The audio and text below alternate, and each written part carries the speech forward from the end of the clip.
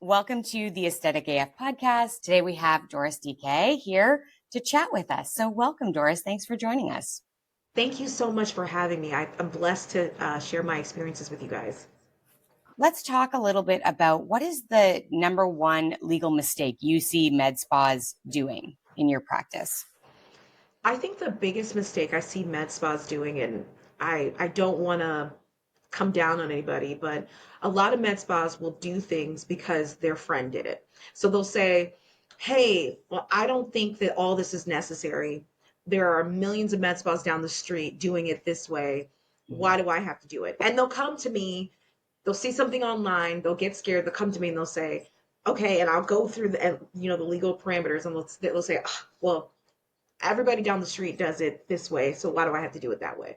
And I think that, if I don't represent you, you can do what you want to do, whatever. But Texas, I always tell people, it's kind of a wonky state. Like, it's a state where regulators actually pay attention. And this whole notion that just because you don't think or your friend did it that way is not the reason that you should just follow suit. Yeah. It doesn't offer you much protection if you end up in that regulatory problem and they say to you, well, what were you thinking? And my friend did it is not going to be much of a defense. No. And Exactly. you don't want to be the one that they make the example out of either. So have your ducks in a row. Yeah. I mean, and I get it. It makes sense to me because, you think that you can kind of fly under the radar, but, med spas are becoming a very popular thing. A lot of people want to get in the industry. Everybody wants to look good. And, if you're a nurse or a doctor or a PA or whatever, you're probably really good at your job. So, having all these legal things that you have to do just kind of seems cumbersome. But yeah, TMB is aggressive.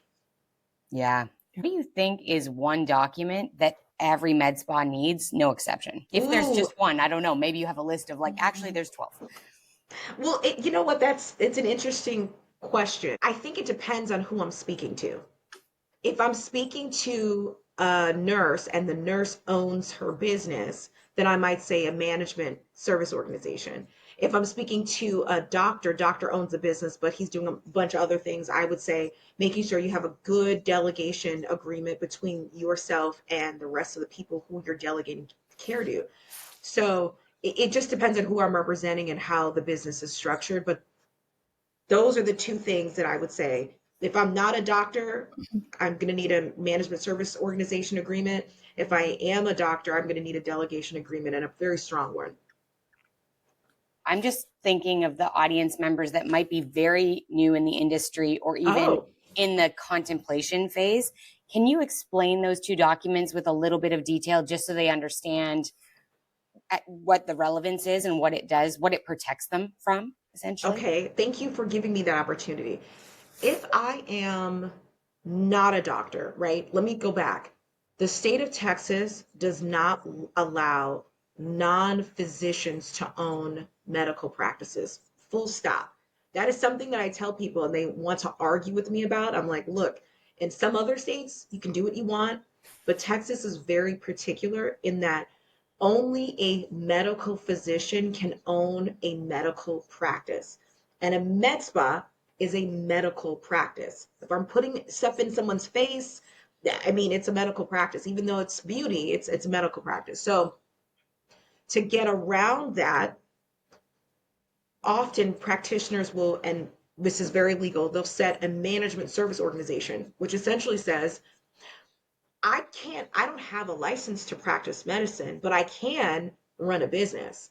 I can own the equipment and hire staff and handle HR. I can do all the business aspects, and I'm going to let the doctor handle the medical aspects under, hiring other people. So you can, an esthetician, a nurse, a PA, or whoever, doesn't matter. I have clients who are just awesome business people who are not medical at all, who own the business side of the business.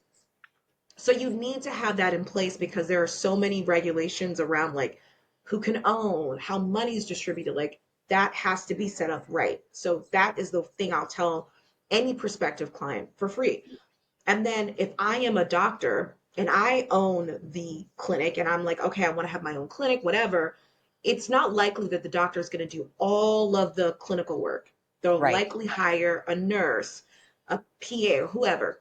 Mm-hmm. You want that doctor needs a delegation agreement that fully delegates what each person is going to do under the scope of their licensure. And for this provider, it's important that that's clear because you might be out of town or you might go somewhere and you want to make sure that they're following that order and that nothing happens. Oftentimes, there might be some discrepancies between the parties as to what I said you're allowed to do and what you're actually doing. So you want Ah, that written Interesting. down so that the doctor has some backing, then there's no confusion again between the parties. right. Okay. So that's protecting the doctor from somebody taking a little too much authority of their own and starting to do something with a patient that they're not actually legally able to be doing.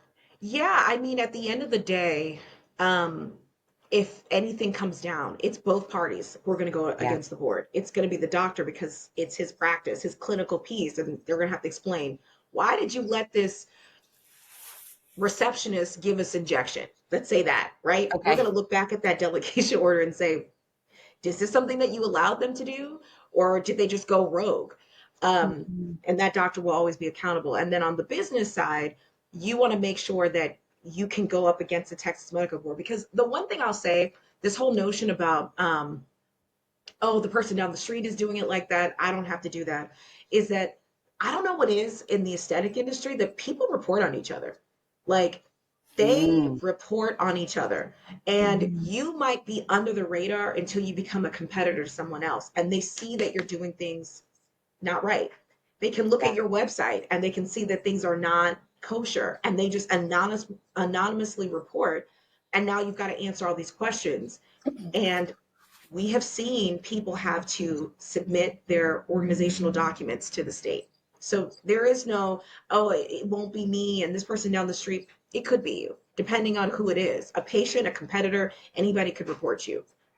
Yeah, A wife, a husband, that happens too.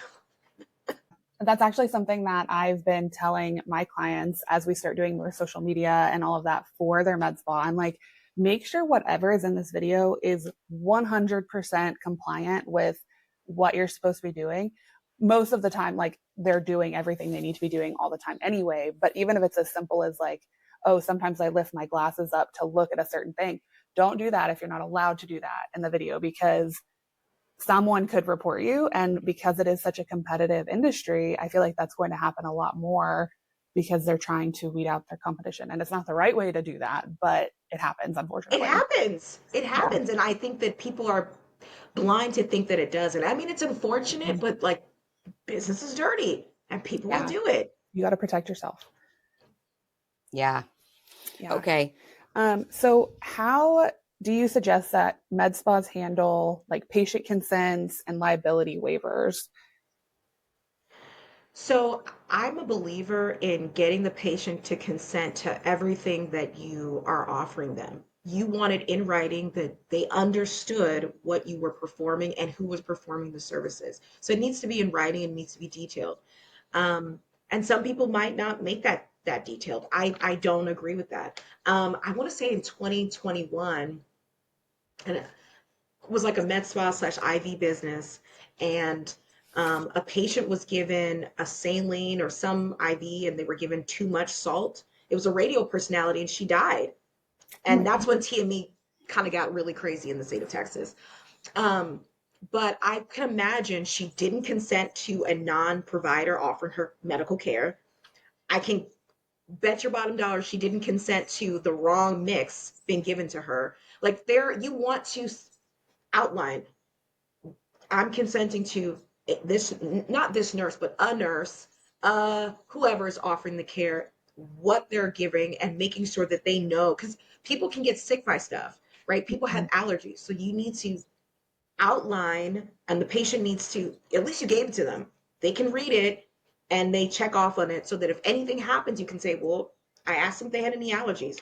They consented to receiving care by our clinic and our providers and they consented to this mix. But it's really bad if you don't have that, because now the family can, I mean, they can already sue you for wrongful death, but now it's negligence and it's malpractice on the Yeah. doctor. It's all these things because Yeah. you just couldn't, you didn't want to spend the time or the money to get this thing done. Yeah. Well, and then it's also a kind of a stopping point for ensuring not only that the practice has all of their protections, but then also the consumer, because they're forced to at least take a step back and be like, okay, this is what I'm consenting to, and they can read it or not. But it's, I think, good for both sides to have that in place. Absolutely. And again, I'm going to reiterate, people have allergies. We don't know the allergies they have. It gives them the opportunity to read what you're giving them. I mean, people have crazy allergies. Yeah. You just want to give them an opportunity to consent to that. And then actually leading into the marketing side of that, what about using client photos and like the marketing waiver or media release side? Absolutely. Oh my goodness. Because even, okay, so we're in Medspa land, so we're not taking insurance, we're taking cash. But every Mhm. state has healthcare privacy laws, every single state. So you have to make sure that you get the consent of the patient before you start blasting their picture out. People don't like to always tell people they have Botox Yeah. or they have filler. They want to pretend they're all natural. I get it, but it's important that you get the consent of them so that if their picture goes up and it's written, and they might not read it, but now you have the backing for them not to make a complaint against the state that you just took their stuff.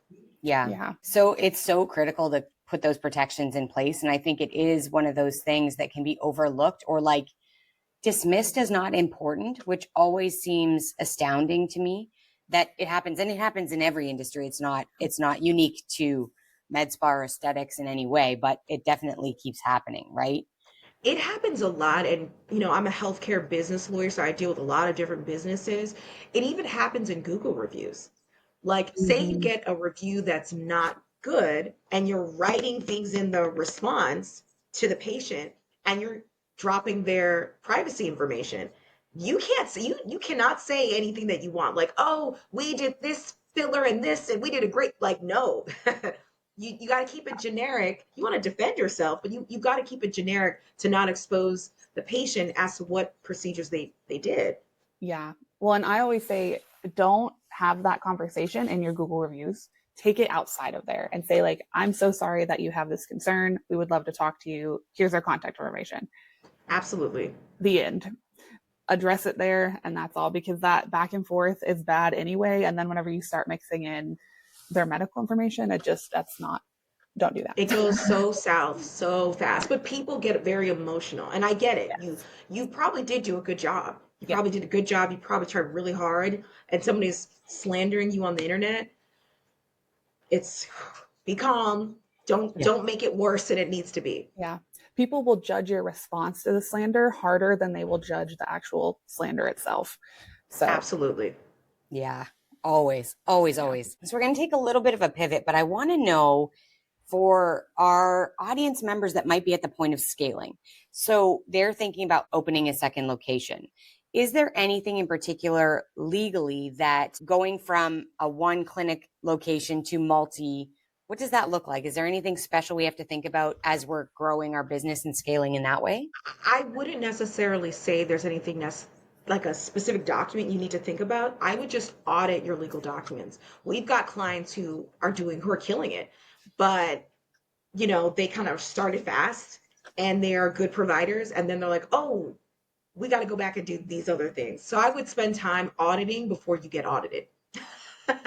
I like That's that. I I, like I that say line a that, lot. Yeah. yeah, because I'm not going to call it this amazing client, but I met this awesome client a year ago, and he understood that he needed to do some things, and he like waited months, and then he got audited. He's in multi states, and he got audited in another state, and he's like, oh, everything she told me 6 months ago is exactly what we're getting in trouble Oops. for. I'm like, yeah. So we spent time helping him get together, but it kind of slowed down the process of uh, growing as fast as he wanted, because we had to go and fix this and fix that. I mean, and they're still killing it, but some of those audits and those fines can be a lot. So if you have this idea that you want to go really, really fast, just hire someone just to go through it, everything to make sure you have everything that you need. There is this idea that we have everything is going fine. Why do we need it? You really do, because again, it can happen. Well, and the consequence, I think, too, of like, I'm going to bypass it or I'm going to delay it 6 months. You're playing Russian roulette with the idea that you might be the person who gets targeted, and maybe it's in one state, but then maybe they're like, we need to talk to the other state. Like all of a Oh, they sudden do. you lose your They do business. talk to the other states. Yeah. That's something that people do not know. Yes, they talk to the other because they know it's the same business, so you're doing the Yeah. same thing. Yeah. So, Yeah. yeah. So on the auditing side, whenever they do get audited, is there downtime within business alongside the fines? Or I guess what is a little bit No, of I that? mean, and I think if you're big enough, you might be able to pay a fine, but I don't know. A lot of businesses do not have, a crazy $300,000 just sitting around, right, for a fine. So, Yeah.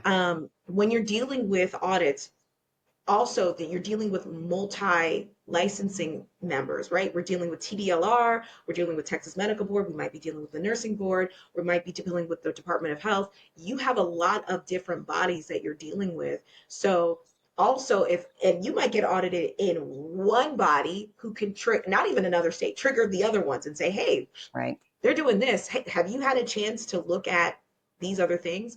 And outside of the med spa industry, I had another client. That's exactly what happened. She got audited for one thing and they told everybody. They told Texas Oh, Comptroller. They told Texas Medical Board. They told, and it just shut her whole business down. She was shut down for 6 months. wow. Yeah. Yeah. And Yeah. that was And based on an employee complaint. An employee ratted her out who was really upset at her. And they just went to town on her. Yeah. I think that touches on so many things, right? Like it is at the basis, how are you treating your employees? How is that agreement going? Now, you can always still end up with conflict with people, but leaning into being a really good boss, leaning into making sure you have all your things organized on the HR side, super critical because people are vindictive. People can get very angry and frustrated when they feel like they're not being treated well. But then also looking at having your finances in a position that as a business you're growing. Okay, that's great. But having enough of a bankroll sitting there that if you do have to shut down, if you do have a fine to pay, just functionality of having cash in the business in order to cover unexpecteds. Ideally, they're not in these forms, right? But we just go back to, again, that fiscal management of your business and making sure that you have cash available for the unforeseen, Yeah. right? Yeah, well, I mean, but that's why I try when I have some of my consults with my prospective clients. I'm like, as much as you don't want to spend on legal, it is really important because, I mean, when you have an audit or you get shut down, I mean, you're shutting down, you're making no money, and now you're also hiring a lawyer to help you, which is way more expensive than just getting it started the right way first. Like, yeah, Yeah. I mean, I would say that client, I mean, every day I'd be on the phone with her and she'd be in tears. Like, this is how I feed my family. This is how I take care of I'm like, I know, but There's nothing to this is do what at this that board is saying. point. This is what this person is Yeah. saying. Go on, sorry. Oh no, like there's just once it gets to that point, there's nothing to do other than fight the fight and move forward. But yeah, I would not want to gamble the entire business over that. Yeah. I No. think always keeping in perspective that the legal costs to set it up properly at the beginning are pennies on the dollar than fighting it when you've put yourself in a situation Mm-hmm. of disaster. Yeah. Yeah, Yeah. Yeah. absolutely. How do you think med spas should be dealing with negative complaints? So we know we want to take and make sure we're careful with HIPAA and that sort of thing, but what else does it look like from the legal perspective when we have client complaints? Ooh, that's a really, really good question, Sam. First, I take them I think you need to take them very seriously because what I find with med spas and really any medical practice is that, um, again, providers get really emotional about it because some of the complaints are so frivolous. They're so frivolous, they're so silly. But patients, if they feel like they're not treated the right way, I'm talking about they didn't like the way your front staff spoke to them, They will report you like this. Mm-hmm. And you, as soon as you hear a complaint, you want to be, you don't want to, you don't want to agree with them, but you want to apologize for their bad experience and you want to try to make it better immediately because we're trying to prevent them because right now it's an internal complaint. We're trying to keep it internal before they go to a board.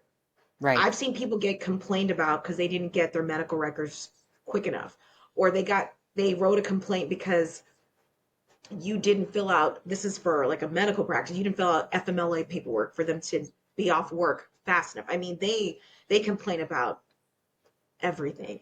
So, and I know it seems frivolous, but you're up against the board explaining yourself. And again, those are legal fees. Like it's a lot easier to calm somebody down internally and a lot less expensive than it is to now hire an attorney to go to the board because the board is going to take it seriously. They're going to take what they're saying is true, which is unfortunate. I'll say that Texas Medical Board, Texas Nursing Board, TDLR, they do care about their licensees, but I'll say that they really listen to the perspective of the patient. They really, really do. They're not your friend. When you go up against them, they're not your friend. So you want to prevent it from getting there. Yeah. Okay. Well, and I think having that in mind will really change the mindset of like getting to that point, like knowing that they're not there necessarily to have your back, but to have the patient's back. So make sure that all of your things are in place. And then also knowing that I think a lot of people just want to be heard. Like they just want to feel seen and feel heard. And if you can just stop it at this level, and whether it's however you handle it, whatever makes sense in that situation, but like being able to, I think, keep it from escalating by just making them know, like, I hear you, I'm sorry, here's what we can do moving forward. And you would be surprised. I mean, some people might not even take it to a board. Again, I'm a healthcare business attorney, so I do deal with med spas, but other businesses. I had a client whose patient took it to the Dallas Morning News. Yeah. And that almost is worse. Yeah. Like when it was really bad, and it was like over like a $200 fee, and he just could not. He knew he was right for that fee, but he just could not escalate himself down to like, you're in the paper for something really bad, like just it's $200. And how much money it's not. Yeah. To fix bad PR, it's going to cost you a lot more than $200. Yeah. Tell us a little bit, is there anything right now currently that you're doing in your practice that you want people to know? Anything that you're promoting or anything like that? Oh, that I'm promoting. I wouldn't say there's anything I'm necessarily promoting. The one thing I'll say is where we're different is that if you jump on a call with me, you're probably speaking to me. I'm the one that is going to have these conversations with you. And sometimes I give up too much information on the call, but I really like to have a personal connection with my clients and my prospective clients because I know that it's your business, it's your baby, it's your dream. And I want to see it to be successful just as much as you do. So I wouldn't necessarily say there's anything I'm promoting, but I guess that's just really it. Yeah. So what does it look like for people that are like, okay, I see you on this podcast, I want to talk to you. What is that first step? The first step is reaching out to us on our website, and then someone from the team will either call and we will book a call. We can book a free intake discussion. It'll be a Zoom call, or some people come in person and here in our Frisco office, and we will have a 15 to 30-minute conversation about what you're looking to do. Now, it's not going to necessarily be legal advice, but sometimes that just comes out of my mouth because I'm the attorney and I can't help it. But really, it's just trying to understand your hopes, your desires, and your dreams for your business, and how can we help you get there. So after we have that call, we'll send you the engagement letter, and you can decide if you want to move forward with us. We always hope you do, but that's it. Okay, awesome. Perfect. So as a juxtaposition to that, if you weren't a lawyer, what job would you have? What would be the thing that you spend your days doing if it wasn't lawyering? And you knew it was going to So make my first degrees in health administration, and my husband is a neurologist. We have a medical practice here in the DFW Metroplex. I'd probably be like an administrator of something of a hospital or be because I spent a lot of time helping him grow his business, and we are at 2 million now. But I probably would Awesome. be spending more time growing that larger, and because I really love the operations of healthcare. I think it's really fascinating because it's really the business side of just trying to figure out what you need to do, what metrics you need to do to make things work. And I think even the cash-based businesses are so different than the insurance-based businesses. They're just So much. completely different. There's different marketing. I think that's really fascinating. And I like to give my clients some of that perspective as well, because again, I do help my husband a lot, but I would probably want to dig in more to that because I really think that that's the fun side. Wow. Well, that's awesome. So healthcare is truly like the passion.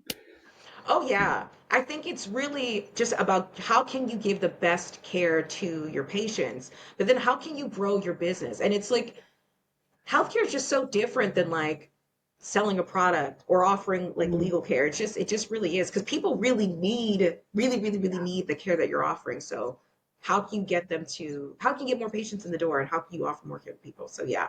I love that. I really like that. I love having that dual. And I think for anybody who comes to you for legal services to get that perspective that you have that both of those is a really unique situation. So I like that. I think people would be very well served with that combination. That's what I say because I Yeah. mean, I try to give them just like practical advice as to like what actually works in the real world of a medical practice. So Yeah. What would you do? If I could do anything. I know what I would do. I would be a travel vlogger. ooh, that Travel. would be Okay, well, I fun. mean, that opens up a world of possibility I wasn't even thinking about. A travel vlogger. Yeah, I would just travel and do my That would own. be really fun. Yeah. Mine's boring now, man, Tara. I know. She like came up with the one. I'm like, I would be. No, you know what? If I, maybe I would have like a little coffee shop and I would bake. I would try and learn to bake all the baking shows I watch. I feel like I would actually try and put said Like in the knowledge in my mountains brain of- into my actual experience. like in the mountains of Canada. Yeah. Just a little cottage coffee shop. That would be kind of fun though. Yeah, that would be. Yeah, it would be the continual, like what I do anyway, right? Which is conversations with people all day long. I could still talk shop with them, which is my favorite thing. And we just do it over coffee, which would make me very happy. So that feels Yeah. good. That's a fun one. Well, thank you, Doris, so much for joining us today. I can't tell you how valuable this is going to be for anybody listening and getting the opportunity to kind of have some of those questions they don't even know they do have answered. I think this has been really, really good. So we appreciate you coming on today. I appreciate you guys for having me, and I've really enjoyed my time. You guys have been really great, and this has been fun.